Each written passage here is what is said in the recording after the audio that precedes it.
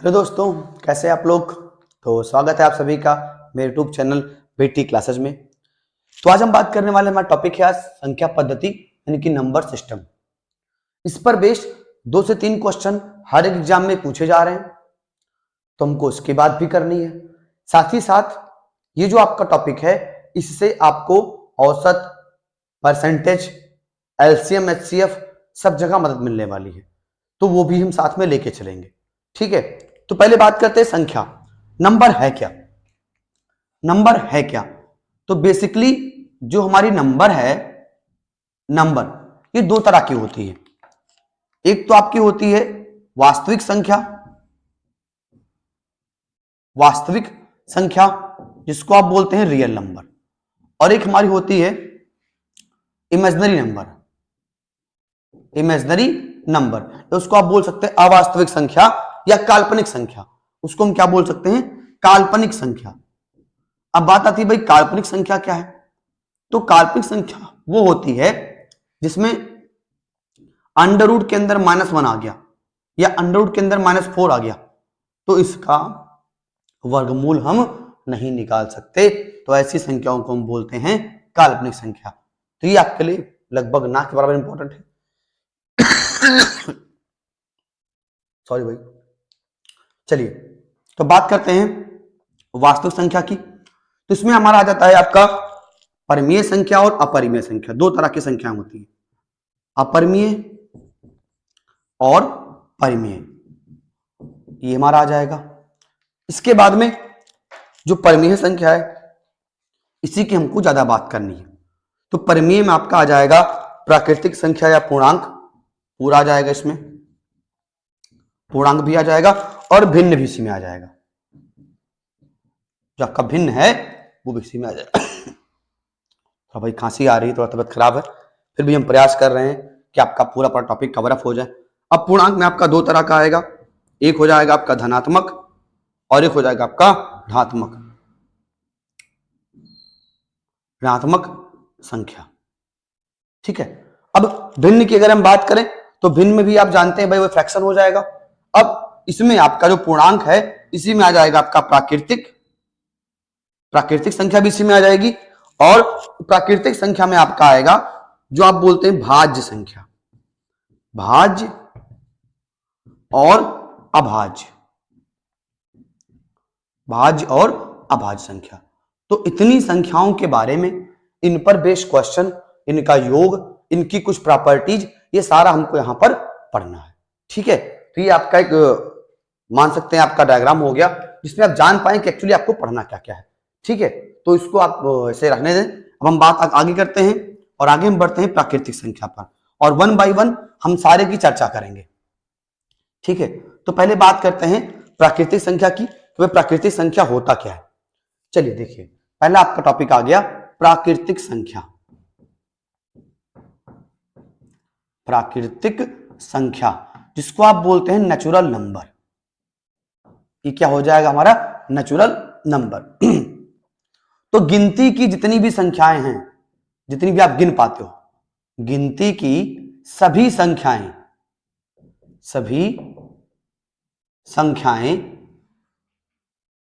प्राकृतिक संख्या हैं, प्राकृतिक संख्या हैं। बस कंडीशन क्या है? वो 1 से स्टार्ट हो, 1 2 3 4 से लेके इनफाइनाइट तक, तो ये आपका हो जाएगा प्राकृतिक संख्या। मतलब जो भी आप नंबर गिन रहे हो, काउंटिंग, बस ध्यान रखिएगा शुरुआत यहां पे 1 से होगी, ना कि 0 से। अगर 0 से हमने शुरुआत कर दिया तो ये बन जाएगा आपका पूर्णांक। ठीक है, होल नंबर बन जाएगा, यानी प्राकृतिक संख्या फिर आपका नहीं रह पाएगा। यानी कि प्राकृतिक और पूर्णांक में सिर्फ 0 का अंतर है। अगर 0 से आपने शुरू कर दिया तो बन जाएगी आपकी पूर्ण संख्या, पूर्णांक। अगर आपने 1 शुरू किया तो बन जाएगा आपका प्राकृतिक संख्या। अब इसकी कुछ प्राकृतिक संख्याओं की प्रॉपर्टी होती है। एक प्रॉपर्टी आपकी होती है कि अगर 4 लगातार प्राकृतिक संख्याओं का जो गुणनफल होता है, अगर 4 लगातार प्राकृतिक संख्याओं का गुणनफल हमेशा 24 से विभाज्य होता है, 24 से विभाज्य होता है। कैसे मान लेंगे आप? आपको एग्जाम्पल देना पड़ेगा। तो उदाहरण करके देखते हैं। मान आपने ले लिया 1 2 3 4, हमने 4 लगातार संख्याएं ले ली, तो इसको 24 से डिवाइड करो। 4 छक्का 24, 2 3 दूनी 6, 1 बच गया। यानी कि कोई भी लगातार अगर 4 प्राकृतिक संख्या है तो जो उनका गुणनफल होगा 24 से विभाज्य होगा। थोड़ा बड़ी लेते हैं, 4 गुणे 5 गुणे 6 गुणे 7 बटे 24, 4 छक्का 6 एकम 7 बचे 35। तो अगर लगातार कोई भी 4 प्राकृतिक संख्याएं हैं तो उनका जो गुणनफल होगा वो हमेशा 24 से विभाज्य होगा। ये पहली आपकी प्रॉपर्टी है, इवन आप कह सकते हैं ट्रिक है, कह सकते हैं आपकी ये ट्रिक है। फिर आगे बढ़ते हैं। सेकंड हमारी प्रॉपर्टी कहती है प्राकृतिक संख्या की कि भाई कोई भी प्राकृतिक संख्या है तो उसका जो गुणन होगा, गुणनफल होगा और योग होगा। योग मतलब जोड़ और गुणनफल, और गुणनफल प्रोडक्ट, ये हमेशा क्या होगा? प्राकृतिक संख्या होगा। ये भी आपको ध्यान रखना है, आगे काम देगा। मतलब अगर 2 प्राकृतिक संख्या आपने ले लिया, 2 × 3 तो आएगा 6, 2 + 3 आ गया 5, 4 × 8 आपका हो गया 32, 4 + 8 ये हो गया 12। मतलब कहने का है कि अगर योग करेंगे या गुणनफल करेंगे तो 2 प्राकृतिक संख्याओं का जो योग होगा या गुणनफल होगा वो हमेशा एक प्राकृतिक संख्या ही आएगी। अब सोच रहे होंगे गुरुजी ने माइनस और डिवीजन की बात नहीं की, तो माइनस और डिवीजन जो है वो कई बार आपका प्राकृतिक संख्या नहीं भी आता है, तो वहां पे 100% लागू नहीं होता है। ठीक है, ये आपका उतना इंपॉर्टेंट नहीं, लेकिन है भाई, तुमने लिख दिया है। अब यहां से जो मैं प्रॉपर्टी लिखने जा रहा हूं वो बहुत इंपॉर्टेंट आपके लिए है। पहली प्रॉपर्टी है प्रथम n प्राकृतिक संख्याओं का योगफल। प्रथम n प्राकृतिक संख्याओं का योगफल,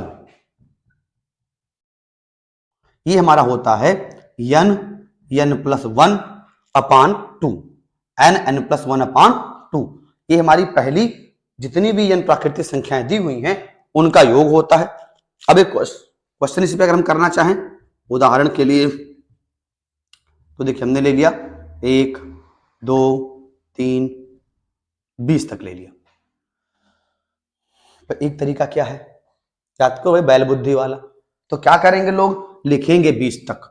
चलो लिख देते हैं। अगर लिखो तो 1 2 3 4 5 6 7 8 9 10 11 12 13 14 15 16 17 18 19 और 20। ये हो गया बैल बुद्धि वाला काम।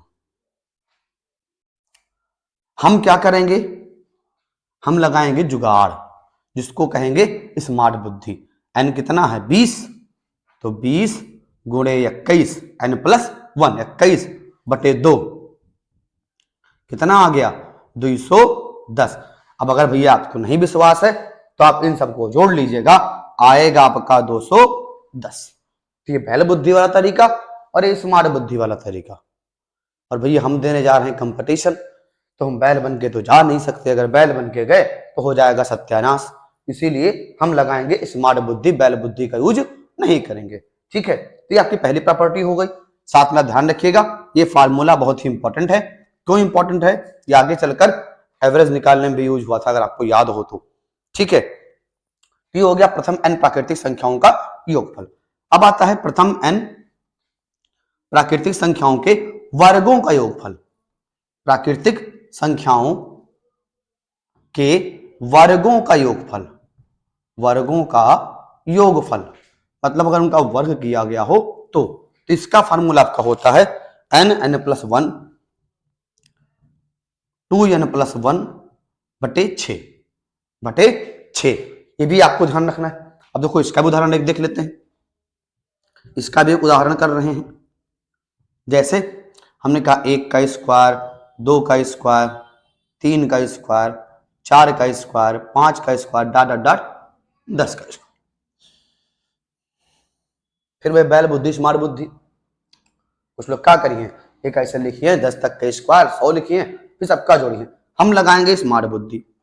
10 दिया है, n बराबर कितना है 10, तो 10 गुणे 11 गुणे 2 1 कम 2 और 10 दूना 20 1 21 बटे 6। 2 पंचे 10, 2 3 6, 3 7 11, तो 11 पचे 55 और गुणे 7, 35 5 3, 35 3 38, 385 आ गया आंसर। आप चाहें सबका वर्ग लिख के भी जोड़ सकते हैं। अगर आपके पास टाइम है भैया तो आप सबका वर्ग लिखो और जोड़ो और टाइम को बेकार करो, वो आपकी मर्जी है, लेकिन तरीका हम लगाएंगे ये वाला। बहुत सिंपल है, बस कुछ आपको फार्मूले याद करने हैं। याद क्या, प्रैक्टिस करने हैं। अगर आप प्रैक्टिस कर ले गए ना तो ये सब बहुत आसान फार्मूले हैं और हर जगह यूज होने वाले हैं। ये आपका चाहे कैट का एग्जाम हो, चाहे यूपी का हो, चाहे सीजीएल का हो, चाहे यूपी टेट का हो, चाहे सीटेट का हो, मतलब जितने भी कंपीटिटिव एग्जाम हैं जहां पे संख्या पद्धति आती है तो सब में ये फार्मूला आपका यूज होगा। और ये हर एग्जाम का एक फेवरेट क्वेश्चन है। क्यों फेवरेट है, इसमें ना टाइम टेकिंग है, बच्चे कंफ्यूज होते हैं, तो इसलिए आपका हर एग्जाम में ये क्वेश्चन आ जाता है। चलिए आगे बढ़ते हैं, थोड़ा और बात करते हैं। ये तो हो गया हमारा स्क्वायर। अब बात करते हैं घनों का योगफल। भाई घन भी तो आ सकता है पावर 3 वाला, तो उसकी बात कर लेते हैं। यानी प्रथम n प्राकृतिक संख्याओं के घनों का योगफल, तो ये आपका होता है n+1 का पावर 2, हाँ सही है, n+1/2 पावर 2। अच्छा करके देखते हैं, आप विश्वास तो ऐसे मानोगे नहीं तो करके देख लेते हैं। चलो फिर ले लो एक उदाहरण, फिर 10 तक लीजिए। 1 का क्यूब, 2 का क्यूब, 10 का क्यूब। अब आपके पास टाइम तो है ही है, तो भैया आप लिखिएगा और जोड़िएगा। हम क्या करते हैं, लगाते हैं जुगाड़। तो भाई n बराबर क्या दिया है 10, ठीक, रखो फॉर्मूले में, तो क्या हो जाएगा 10 गुणे 11 बटे 2 का स्क्वायर। भाई 10 गुणे 10 पर 11 बटे 2 का स्क्वायर, 2 पंचा 10, ये आ गया आपका 11 पचे 55 और 55 का क्या कर दो, 55 का कर दो स्क्वायर, हो जाएगा आपका 3025 3025। तो ये आपका हो गया घनों का भी योगफल। तो हो सकता है आपको नीचे ना दिख रहा हो तो मैं बगल में लिख दे रहा हूं, ये आपका हो जाएगा 10 गुणे 11 बटे 2 का स्क्वायर, तो 2 पंचे 10, ये हो गया 55 का स्क्वायर बराबर 3025। ये आपका आ गया। तो बात ये है कि हमको इन क्वेश्चंस को ऐसे करना है जिससे हमारा टाइम बचे। मेन काम है टाइम को बचाना। हर एग्जाम में टाइम का बहुत इंपॉर्टेंट है, तो टाइम के इंपॉर्टेंट को हमको ध्यान रखना है। वरना भाई गाना गाओगे तो गाना कौन सा है ये तो अभी बताएंगे नहीं, अभी कुछ देर आप साथ में रहो, फिर अभी आपको गाना भी बता रहे हैं, ठीक है। चलिए ये हो गया। अब हमारे पास एक आध प्रॉपर्टी और भी है, उनकी बात करेंगे। फिर हम आएंगे विभाज्यता का नियम पर और इकाई का अंग ज्ञात करना। सबसे फिक्स क्वेश्चन आपका जो होता है इकाई का अंग ज्ञात करने वाला, तो उसकी भी हम बात अभी करने वाले हैं। चलिए एक प्रॉपर्टी हमारी और है कि दो लगातार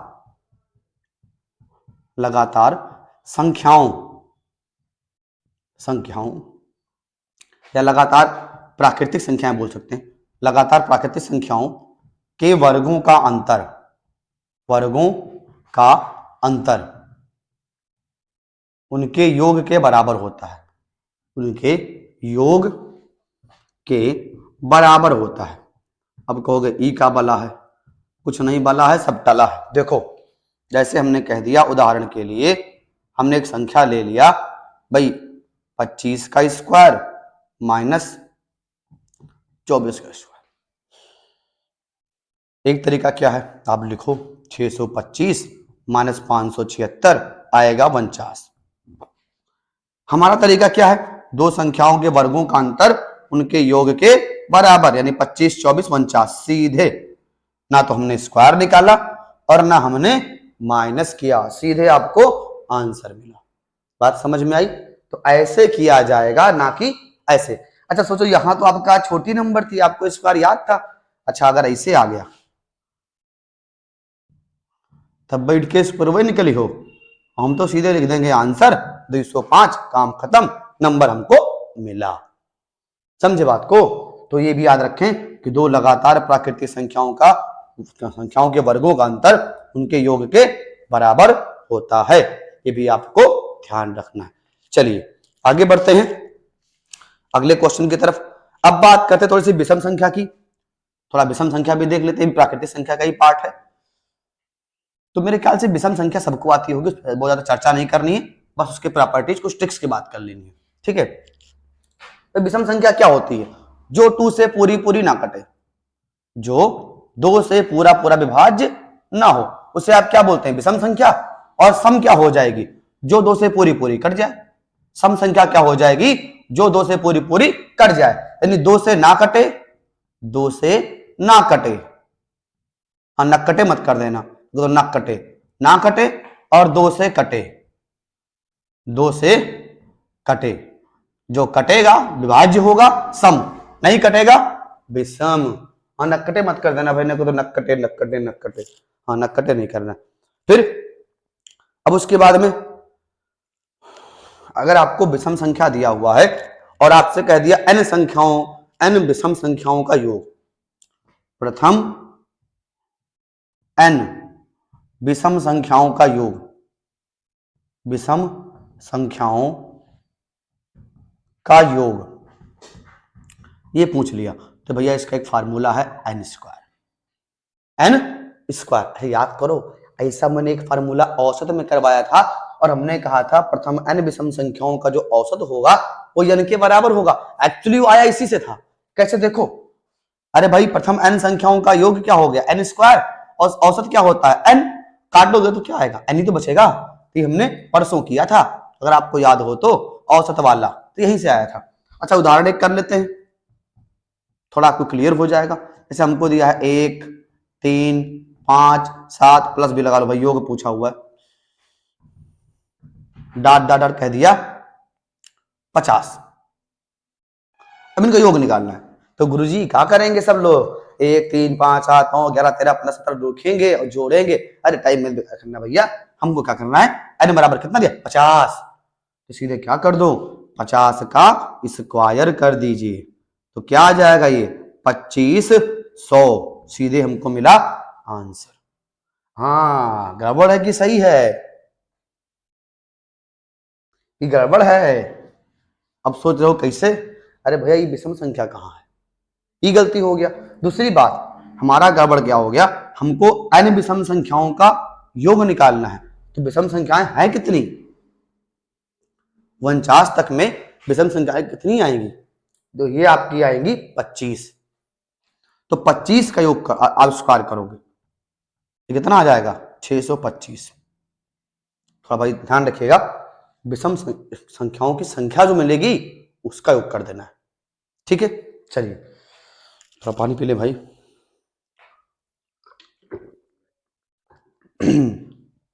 चलिए तो ये आपका आ गया। अच्छा अब बात आती है कि भाई गुरुजी हम कैसे निकालें कि संख्या 25 आएगी? ये भी तो फैक्ट वाली बात है।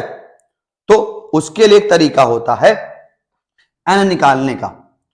n बराबर जो होता है ये होता है अंतिम पद, अंतिम पद प्लस 1/2।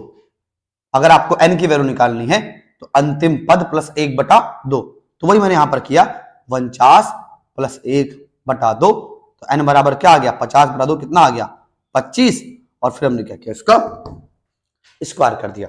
तो भी ध्यान रखिएगा, अगर आपको निकालना है कि संख्याएं कितनी होगी विषम वाली, तो अंतिम पद प्लस 1/2, यहां से आपको मिल जाएगा नंबर, ठीक है। तो आगे बात करते हैं। अब इसको आप लगाकर देखेंगे ऐसे, ठीक है। तो अब एक क्वेश्चन आपको हम दे रहे हैं, इसको आपको घर पे लगाना है, होमवर्क रहेगा, और ये आप लगाएंगे भी आज। कह रहा है, ये क्वेश्चन आपके लिए है। क्वेश्चन है कि 100 या 50, पहले करो, 50 पहले आता है ना, 50 और 100 के बीच आने वाली सभी विषम संख्याओं का योग, विषम संख्याओं का योग निकालें। ये आप निकालेंगे, ठीक है। तो आप चाहें तो इसका स्क्रीनशॉट और ले लीजिएगा। अब आप आगे बढ़ते हैं भाई हम, ठीक है। तो ये भी आपकी जिम्मेदारी है। अब उसके बाद इस पर एक आध क्वेश्चन और हम लगाते हैं। एक क्वेश्चन आपका बढ़िया सा है, तो उसकी हम बात कर लेते हैं। पहले कुछ और प्रॉपर्टी बात कर लेते हैं। तो सम संख्या हो गया। अब आती है सम संख्या। अब अगर सम संख्या का अंतिम पद निकालना हो, सम संख्या का संख्याओं की संख्या निकालनी हो, ये कितना हो जाएगा? अंतिम पद बटे 2। जैसे मैंने कहा, आप बताओ 1 से 50 तक में कितनी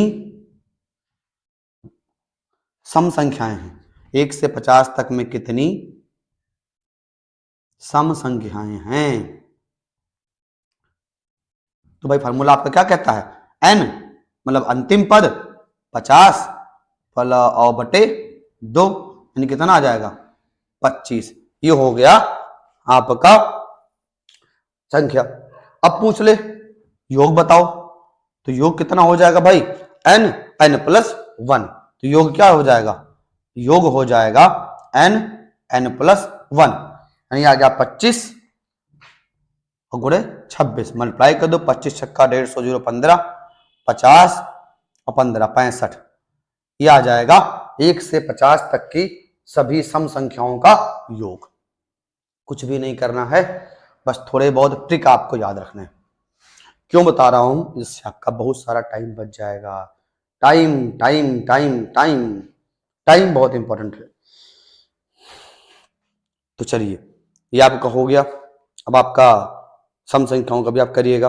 अब इसी क्वेश्चन को आप एक और तरीके से करेंगे। माफ करें भाई, तो खांसी आ रही है।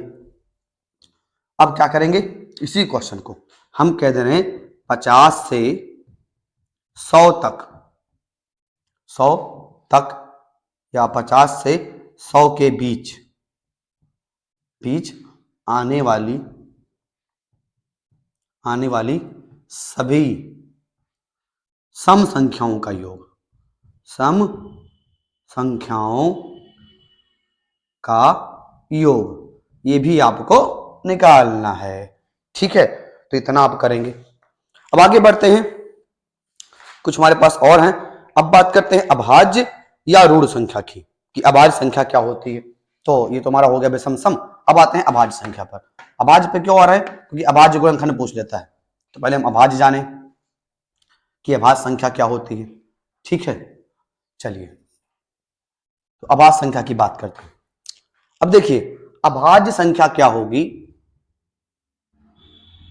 अभाज्य संख्या ये आपका होती है, कोई इसमें खास बात नहीं है, जो 2 से कट जाए, सॉरी 2 से ना कटे, या आप बोल सकते हैं जो अपने आप से कटे और 1 से कटे, अपने आप से कटे और 1 से कटे। यानी ऐसी संख्या जो या तो अपने आप से कटे या 1 से कटे, उसको हम बोलते हैं अभाज्य संख्या। जैसे हमने कहा 2, 3, 5, 7, 11, 13, या ये भी आप कह सकते हैं जिनके केवल 2 गुणनखंड हो, जिनके केवल 2 गुणनखंड हो, गुणनखंड हो या फैक्टर हो। मतलब एक तो 1 हो और दूसरा नंबर इटसेल्फ, स्वयं से कटे, या तो 1 से कटे या तो स्वयं से करे। जैसे आपका 2, 3, 5, 7, 11। अब यहां एक बात भी जान लीजिए, 2 जो है 2 इकलौती इकलौती सम और अभाज्य संख्या है। सम और अभाज्य संख्या है। दो के सिवाय कोई भी सम संख्या अभाज्य नहीं है। और उसके बाद दो सबसे छोटी अभाज्य संख्या है। सबसे छोटी अभाज्य संख्या है। उसके बाद में आपसे अगर पूछे एक, तो एक ना तो अभाज्य है, एक ना तो अभाज्य है और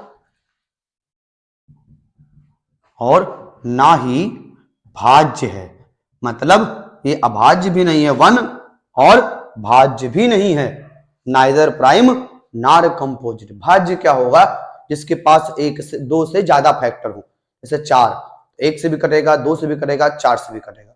6, एक से, दो से, 3 से, 6 से। तो जो वन होता है, एक के पास एक ना तो अभाज्य है और ना ही भाज्य। याद रखिएगा, ये बहुत कंफ्यूज करता है एग्जाम में। हाँ, ऑड है, विषम संख्या है, विषम है, लेकिन भाज्य अभाज्य नहीं है। इसका आपको ध्यान रखना है। ठीक है, तुमको आप 30 सेकंड दे। चलिए, तो आगे कंटिन्यू करते हैं। अब उसके बाद में कुछ आपके ट्रिक वाले क्वेश्चंस हैं, तो ये भी आप ध्यान रखिएगा। दो अभाज्य संख्याओं का जो योग होता है, दो अभाज्य संख्याओं का योग हमेशा सम होता है। दो को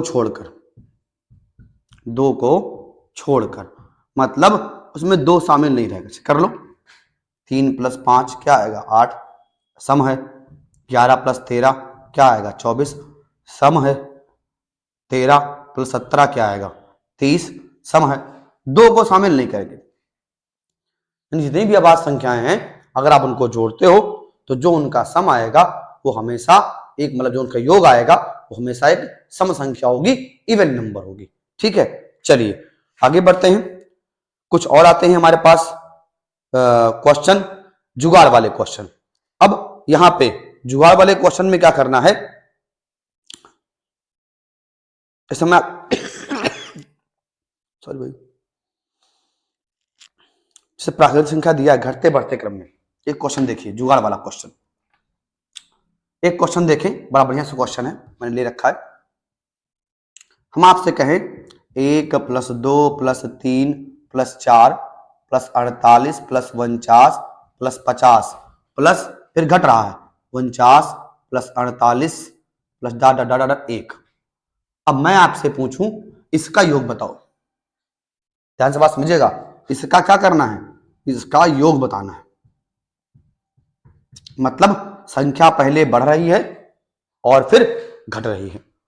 तो जब ऐसा हो तो इसके लिए आपकी एक ट्रिक है। ट्रिक क्या है? जो अधिकतम संख्या है, अधिकतम संख्या, उसका क्या करो? स्क्वायर कर दो। कुछ बैल बुद्धि नहीं लगाना कि 1 से 50 तक गए फिर 49 जोड़े, कुछ नहीं करना बैल बुद्धि वाला काम। स्मार्ट बुद्धि लगाना है। अधिकतम संख्या का स्क्वायर, जैसे बड़ी संख्या कौन सी आएगी यहां? सबसे बड़ी वाली 50, 50 का स्क्वायर कर दो 2500। विश्वास नहीं है आप जोड़ के देख लेना। विश्वास नहीं है आप तो क्या करना? जोड़ के देख लेना, इससे कम नहीं आएगा। ठीक है, तो ये आपका काम रहेगा। फिर एक आध और क्वेश्चन हमारे पास है। जैसे मैं एक क्वेश्चन आपको दे रहा हूं, तो ये आप करके भी देखें।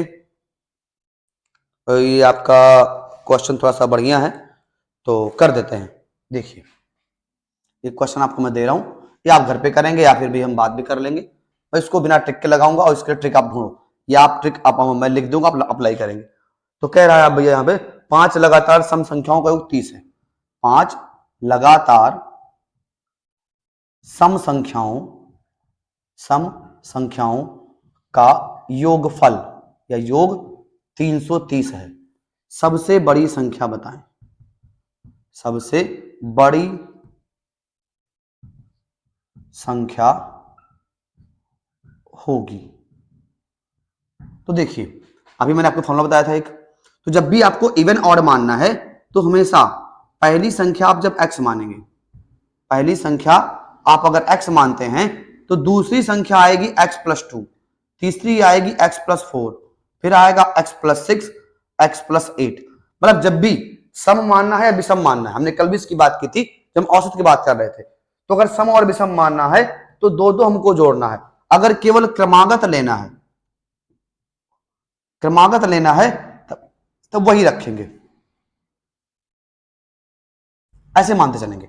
तो कहा हमसे भाई सम संख्याओं का, तो योग कितना दिया है 330, तो भाई सम संख्याओं का योग कर दो प्रश्नानुसार x plus x plus 2 sorry x plus 2 plus x plus 4 plus x plus 6 plus x plus 8 बराबर 330।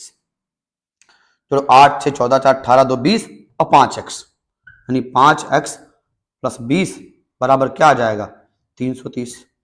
तो 5x बराबर क्या मिल गया 330 माइनस 20, ये हमको मिल जाएगा 5x बराबर ये मिल जाएगा 310। तो x इक्वल टू क्या आ जाएगा, माफ करें भाई 310 बटे 5, x कितना मिल जाएगा 5 छक्का 30, 5 दूनी 10, नहीं सबसे छोटी संख्या कौन सी हो गई 62। तो सबसे बड़ी संख्या क्या हो जाएगी, ये कितनी हो जाएगी आपकी x प्लस कहां गया 8, जोड़ दो 62 8 70, एक तो ये हो गया। अब कई बार पूछ लेता है सबसे छोटी सबसे बड़ी का योग बताओ, सबसे छोटी सबसे बड़ी का योग, तो दोनों मिल गया है आप निकाल दीजिएगा। अंतर पूछ ले तो अंतर भी आप निकाल दीजिएगा, ये भी आपका हो जाएगा। ठीक है, तो ये आपके क्वेश्चंस हो गए।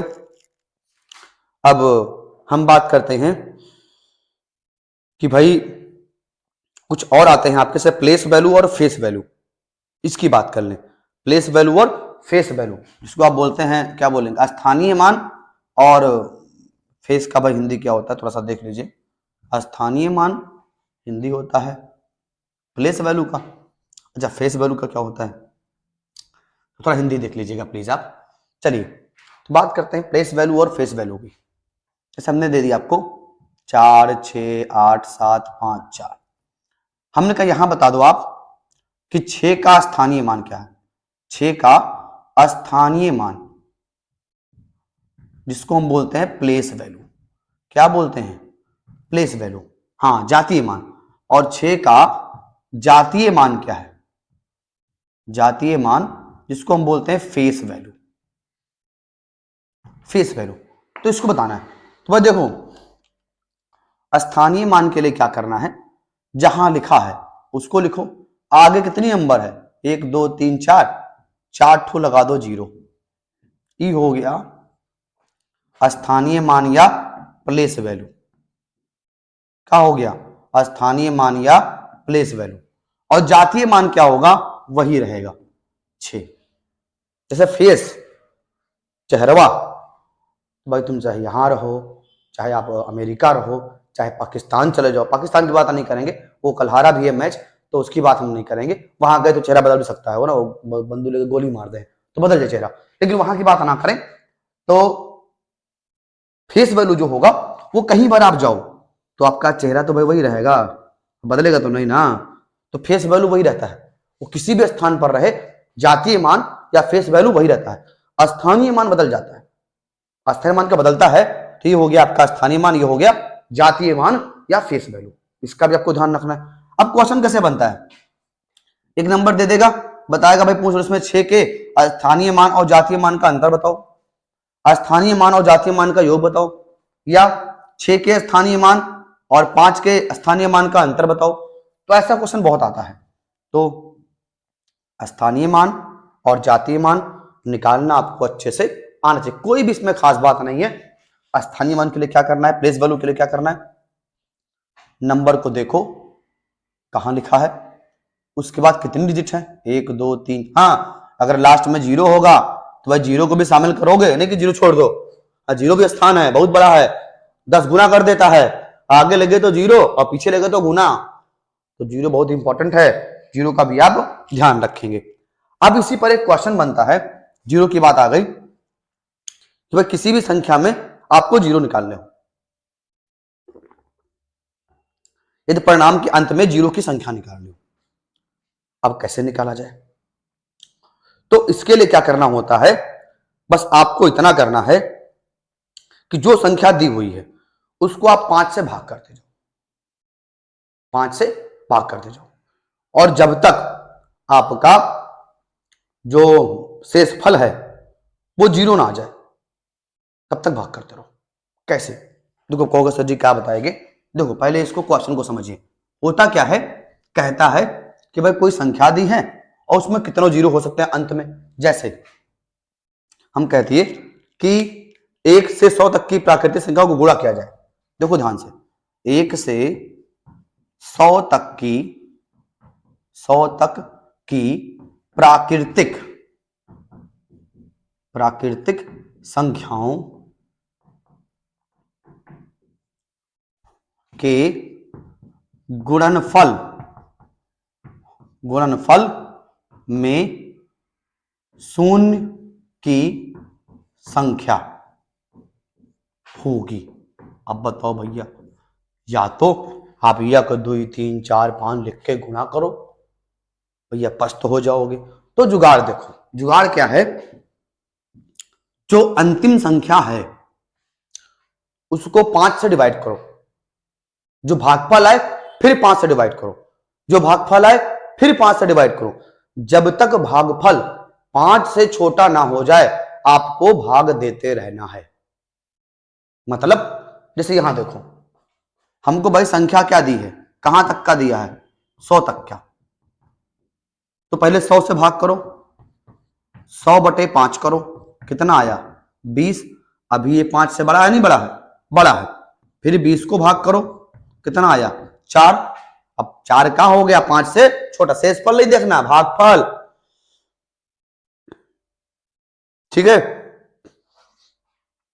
अब इसको जोड़ दो तो कुल जीरो, कुल शून्य कितने हो जाएंगे, जो जो भागफल आया है उसको जोड़ दो, सॉरी जोड़ दो, यानी कितना हो जाएगा ये 24। ना विश्वास हो करके देखना, अब विश्वास तो करना पड़ेगा भाई, ट्रिक है ये, सारी आपकी वैलिड हैं, हमने कई जगह से इकट्ठा भी किया है, कुछ खुद भी बनाया है, तो जिससे आपका मिनिमम टाइम यूज हो और मैक्सिमम आपको प्रॉफिट मिले, ठीक है। चलिए तो याद रखिएगा एक क्वेश्चन यहां मिलता है, फिर से एक बार क्या करना है, पहले जो संख्या दी हुई है संख्या को 5 से भाग करना है, संख्या को 5 से भाग करना है तथा भागफल को जोड़ना है, भागफल को जोड़ना है, जोड़ना है। कब तक भाग करना है, जब तक भागफल 5 से छोटा ना जाए। शेषफल से कोनो मतलब नहीं है, शेषफल कुछ भी आए मैटर नहीं करता, जैसे ये 101 लिखा होता तब भी नहीं काम करते, तब भी 24 ही आएगा, ठीक है। तो थोड़ा ध्यान रखिएगा कि भागफल को लिखना है और जोड़ना है, ये बढ़िया ट्रिक है, ऐसे एक क्वेश्चन मिलने की पूरी पूरी संभावना है, तो आपकी जिम्मेदारी है, अभी आप करेंगे, ठीक है। अब आगे हम बढ़ते हैं, तो अब आगे बढ़ते हैं, अब सबसे इंपॉर्टेंट टॉपिक आता है इकाई का अंक ज्ञात करना। एक क्वेश्चन पक्का इस पे आएगा, पक्का एक क्वेश्चन फिक्स है, किस पे आपको मिलना ही मिलना है। थोड़ा भाई गला खराब है, इसको थोड़ा पानी पी पी के पढ़ा रहे हैं।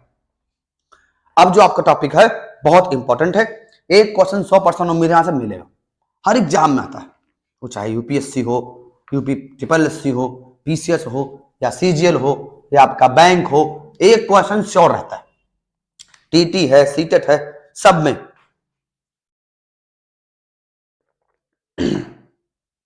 देखिए इकाई का अंक ज्ञात करना, इकाई का अंक ज्ञात करना, इकाई का अंक ज्ञात करना। बहुत बढ़िया टॉपिक है और बहुत मजेदार क्वेश्चन भी है। देखिए, दो तरह के यहां क्वेश्चन बनते हैं। एक तो बनता है पावर वाला, पावर वाला, अभी पावर नहीं कि भैया बॉर्न बीटा वाला पावर नहीं, ऊपर लगा होगा कुछ। और एक आपका बनता है ऐसे टाइप वाला, मतलब 2 गुणे 34 गुणे 35 ऐसे करके बनता है। तो दोनों क्वेश्चन की हमको बात करनी, ठीक है। तो बात करते हैं, पहले बात करते हैं पावर वाली बात क्या है। तो देखो यहां पर जैसे एक संख्या दी हुई है, हमने संख्या कोई ले लिया, सपोज करिए कौन संख्या ले लें, एक छोटा सा संख्या लेते हैं, या 26 का पावर 5। तो 26 क्या हो गया, इसको बोलेंगे बेस, या हिंदी में बोलेंगे आधार, और ये आपका होता है पावर या घात। क्या हो जाएगा, पावर या घात, ठीक। अब इसे उस ट्रिक्स है, तो पहले आपने पावर और बेस समझ लिया। अब बात करते हैं इसे उस ट्रिक्स की। तो पहला ट्रिक क्या कहता है कि अगर कुछ भी पावर लगा हो, माफ करें भाई, सॉरी। पहला ट्रिक क्या कहता है कि अगर आधार में 0 1 2 0 1 5 6 0 1 5 6 हैं, तो इकाई का अंक हमेशा वही आएगा, मतलब जो संख्या होगी, चाहे पावर कितनी भी हो, देखो हम आपको छोटे से एग्जाम्पल समझा रहे हैं। से हमने लिख दिया 10, इसका पावर हमने कितना कर दिया 5, तो 10 गुणे 10 गुणे 10 गुणे 10 गुणे 10, तो भैया लास्ट में क्या है 0, तो आएगा क्या 0 ही आना। अब चाहे तो आप इसको गुणा करके देखो, और चाहे समझ जाओ कि अगर लास्ट में 0 है तो 0 ही आएगा। उसी तरह अगर 1 है, लिखा है 11, तो 11 का क्यूब करोगे तो क्या आता है, आपका था 1331, तो तब भी कितना आया 1 आया। स्क्वायर करो तब कितना आता है 121, तो वही आया। तो मतलब अगर इकाई के जगह पर 0 है, 1 है, 5 है, 6 है, तो उसकी पावर कितनी भी लगी हो, इकाई का अंक वही नंबर आ जाएगी, इसको आपको ध्यान रखना है। कौन कौन संख्या, 0 1 5 6, अगर ऐसी संख्याएं हैं तो आपका इकाई का अंक वही आएगा, पावर चाहे जितनी लगी हो। हमको यहां पे कोई जुगाड़ नहीं देना है। अब देखिए, अगर इकाई का अंक आपका 2 3 4 7 8 या 9 हो, यहां देखिए दूसरा का प्रॉपर्टी है कि अगर इकाई का अंक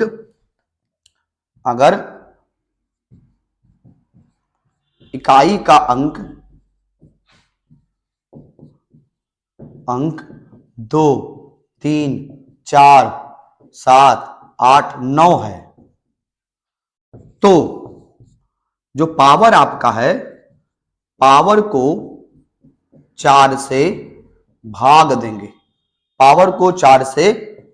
देंगे, जो शेषफल आएगा उसकी पावर निकाल लेंगे। अब यहां 2 केस बनेगा। अगर शेषफल 0 आ गया, अगर शेषफल बराबर 0, यानी पूरा 4 से कट गया, तो जो बेस के इकाई पर होगा उसकी पावर 4 कर देंगे। तो जो आपका बेस में होगा इकाई पर, उसकी पावर 4 कर देंगे। जैसे मैं आपको एग्जांपल समझा रहा हूं, तो बेस के इकाई अंक की पावर 4 करेंगे। और दूसरा, अगर शेषफल कुछ बच गया, अगर शेषफल 4 को छोड़कर कुछ मतलब पूरा नहीं कटा, तब क्या करेंगे, जितनी पावर आएगी उतने निकाल देंगे। जैसे मान लो अगर 3 आ गया, जो इकाई का अंक होगा, इकाई का जो अंक होगा उसकी पावर क्या कर देंगे, 3 कर देंगे। दोनों तरह क्वेश्चन आप समझिए, पहले आप दोनों तरह के क्वेश्चन को समझिए, फिर हम आगे बात करते हैं। ठीक है, पूरा पूरा कटने वाला और बिना कटने वाला। देखिए इसको मैं हटा रहा हूं, इसका भी स्क्रीनशॉट एक ले लें भाई, फिर आगे बढ़ते हैं। देखिए दोनों क्वेश्चन करके देखते थोड़ा सा बेटर रहेगा।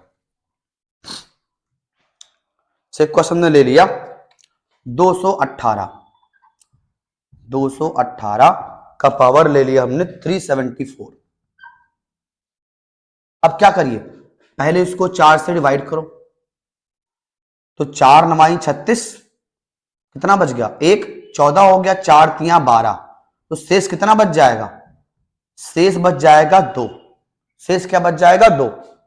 अब जब 2 बचेगा तो यहां पे इकाई का अंक क्या है, 8, तो 8 की पावर क्या करेंगे, 2, 8 8 64, इकाई पर क्या आ गया, 4, और ये हो गया आंसर। क्या करना है, जो आपको नंबर दिया है उसकी जो पावर है उसको 4 से भाग करिए। अगर पूरा पूरा कट जाता तो यहां हम क्या करते, इकाई के अंक की पावर 4 करते, इकाई के अंक की पावर 4 करते। क्योंकि पूरा पूरा नहीं कटा, 2 हमारा शेषफल बच गया, तो हमने जो शेषफल बचा वही क्या करी, पावर कर दी, वही क्या करी, पावर कर दी, और सीधे हमको मिल गया शेषफल, सॉरी इकाई का अंक, इकाई का अंक। ठीक है, एक वाला भी कर, जैसे पूरा पूरा कट जाए। दिया मान लो आपको दिया हुआ है 218 का ही पावर आपने ले लिया 200, 4 से काटो तो 4 पंचा 20, पूरा पूरा कट गया, तो क्या करेंगे, 8 की पावर 4 करेंगे, तो कितना आएगा, 8 की पावर 2, 8 की पावर 2 यानी 64 गुणे 64। अब पूरा में गुणा भी नहीं करना, 4 को उठाओ, 4 को उठाओ, 4 चौका 16, इकाई का अंक क्या हो गया, 6। पूरा गुणा कभी करना ही नहीं है, इकाई का अंक निकालते टाइम कभी पूरा गुणा नहीं करना, खाली इकाई इकाई से खेलना है, वंश वंश से आपको खेलना है, कोई भी बहुत ज्यादा बड़ी बात नहीं है, बस वंश वंश से आप खेलिए और आपका काम बन जाएगा। चलिए तो एक और आपका कर लेते हैं जो दूसरे टाइप का है, फिर हम कल इसका कुछ बात करेंगे, जो भागफल वाले क्वेश्चन आते हैं कल उसकी भी हम बात करेंगे। तो पहले अभी एक वही वाला भी कर लेते, जैसे दिया हुआ है 314 गुणे 113 गुणे 453 गुणे 540 या 43। इसमें कह दिया इकाई का अंक निकालो, कोई बहुत परेशानी बात नहीं, इकाई इकाई को पकड़ो, पकड़ो, क्या आ गया, 4 गुणे 3 गुणे 3 गुणे 3, 4 3 12, 3 त्रिका 9। अब 12 में नहीं करेंगे, 2 को पकड़ो, 9 को पकड़ो, 9 दूनी 18, इकाई पे क्या आ गया 8, यानी केवल इकाई इकाई को गुणा कर देना है, बाकी आपको टच भी नहीं करना। और अगर इनमें से किसी भी एक पर 0 होता तो इकाई का अंक क्या मिल जाता, 0। किसी भी एक पर 0 होता तो इकाई हमेशा क्या मिलेगा, 0 मिलेगा, किसी भी एक पर। ठीक, और एक करते हैं, तो मान लीजिए एक क्वेश्चन और करते हैं। हमने कहा भाई 3 4 6 गुणे 7 8 5 गुणे 6 4 3 गुणे 2 1 4।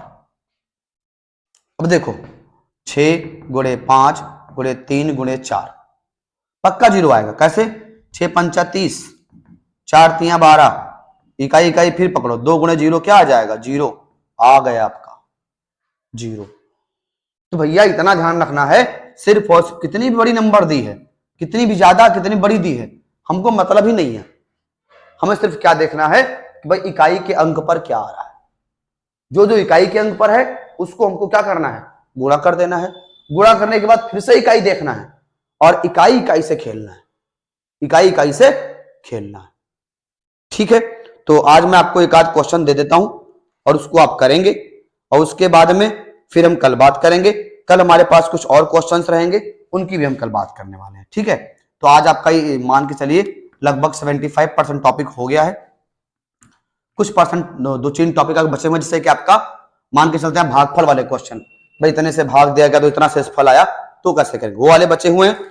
और फिर आपका क्वेश्चन बस, फिर हम बात करेंगे डिविजिबिलिटी का नियम, तो हमारा टॉपिक लगभग ये खत्म हो जाएगा। ठीक है, तो बस 2-3 आपको थोड़ा सा हम करवा देते हैं, 2-3 क्वेश्चन आपको होमवर्क दे देना है, और उसके बाद में आप इसको आज लगाए। और अगर वीडियो अच्छा लग रहा है, भाई आपको मेरी मेहनत दिख रही है, तो कृपया लाइक और शेयर करते रहें। और जो लोग चैनल पर नए हैं वो कृपया इसको सब्सक्राइब भी कर लें। इकाई का अंक निकालें, इकाई का अंक निकालें, सब में इकाई का अंक ही निकालना है। क्वेश्चन आपका है 6, 8, 4 का पावर 312 गुणे 3, 2, 4 का पावर 313 गुणे 3, 4, 6 का पावर 314। अब देखो यहाँ पर इसका निकालना है, इसका निकालना है, इसका निकाल देना, फिर सबको मल्टीप्लाई कर देना। दूसरा 3, 1, 4, 6, 7, 8, 5, 4, 3, 2, 1, 4, ये इसमें निकालिएगा। और एक आपका 6, 0, 5, 3, 7, 8 और 6, 4, 8। ये 3 क्वेश्चन आपके होमवर्क हैं। इसमें आपको इकाई का अंक निकालना है, इतना आप निकालें। फिर लोग मिलते हैं कल, ठीक है भाई। तो अगर आप प्लीज, अगर आप चैनल पे नए हैं तो सब्सक्राइब कर ले और वीडियोस को पूरा देखें और नोट्स बनाएं, ताकि आपका जल्दी जल्दी टॉपिक कवर हो जाए। धन्यवाद। जय हिंद, जय भारत।